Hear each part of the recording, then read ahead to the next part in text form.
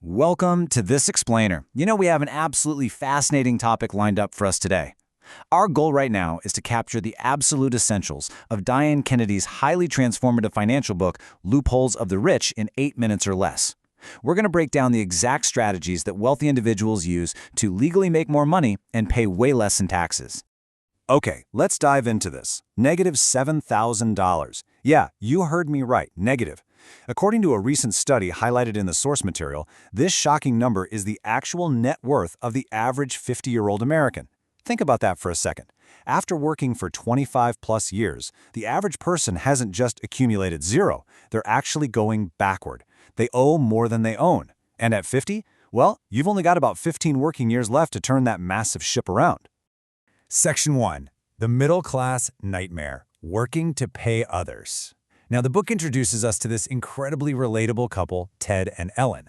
They're well-educated, they're hardworking, but they are living totally hand-to-mouth. And it's all because of their two absolute biggest expenses, interest and taxes. So how do they get stuck there? Well, it's because the old conventional wisdom our parents taught us, work hard at a safe job, save your pennies, it literally just doesn't work anymore. Relying on this outdated hamster wheel is exactly how hardworking people wake up at retirement age with absolutely no money and no future. You end up just working to pay other people. Let's move to and see how this builds. Section 2. The truth about loopholes. Government incentives. This is where we start looking at the solution and completely reframing how we view the whole tax system. First things first, we absolutely have to bust a massive myth.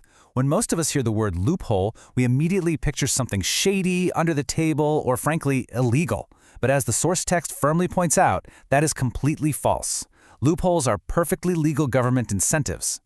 Seriously, by definition, a tax loophole is a legal incentive designed to promote public policy. The government actually wants you to use these loopholes. Why? Because it kicks a struggling economy into gear. If the government wants to stimulate business, they give tax breaks for hiring people and buying equipment. If they want to provide housing, they hand massive incentives to real estate investors instead of trying to build failing public housing themselves. Loopholes are just the government's way of rewarding you for doing exactly what they want done. Now, what's really interesting about this slide is Section 3, the Earn-Spend Tax Strategy, a wealth strategy. This right here sets up the biggest intellectual shift and the absolute core philosophy of the entire book. Let's vigorously contrast these two cycles, because this is a real game changer. If you're an employee, you're trapped in the earn, tax, spend cycle.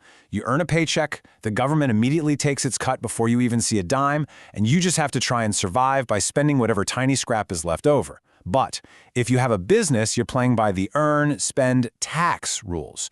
You earn money, you spend that money on legitimate legal business deductions first, and then you only pay taxes on the profit that's left over at the end. A business owner controls when and exactly how much they pay in taxes.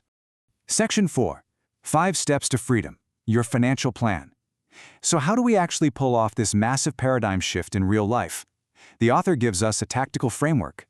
It's an acronym. STEPS. First up is starting point. You have to take a brutally honest look at your current finances. No excuses. The book compares this to stepping on a scale before you start a diet. You probably aren't going to like the number, but you absolutely have to know it. Second is team, gathering your CPAs and mentors. Third is evaluation, working with that team to design your strategy. Fourth is plan and path, actually pulling the trigger and doing it. And finally, the second starting point. Constantly reevaluating your progress to stay on target. It's kind of like a rocket, constantly adjusting its trajectory on the way to the moon. I want to pause on that team step for a second, because the book shares this hilarious but honestly terrifying cautionary tale. There was this incredibly arrogant second-year medical student who thought he was smarter than everyone else. So he decides to diagnose his own appendix problem and literally perform his own appendectomy, right? No way. He uses local anesthesia, rigs up mirrors over his dorm bed, and slices himself open. He almost bled to death before someone found him. The lesson here?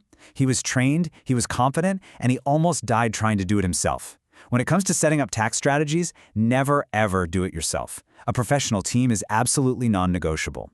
Section 5. Real Estate Wealth Secrets, Building Wealth. Moving on, the source identifies real estate along with small business as one of the two absolute biggest areas for government loopholes. And this brilliantly illustrates the specific tactics wealthy investors use to legally protect their income and extract tax-free equity.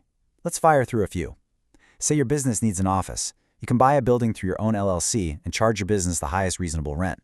This legally shifts your highly taxed earned income right over into passive rental income, which has way better tax advantages. Or take your personal home. The book outlines a loophole where you can sell your residence to your own multi-owner LLC at an appreciated value. You extract up to $500,000 totally tax-free if you're married, move out, turn it into a rental, and your LLC now gets massive depreciation paper losses on that new higher value. I mean, it is a phenomenal way to build tax-free equity. Section 6. Build your financial fortress. Protect your assets. You see, keeping the wealth is just as crucial as making it. Setting up the right business structures, like LLCs or C-Corps, acts as a literal financial fortress, protecting you from excessive taxes and frivolous lawsuits.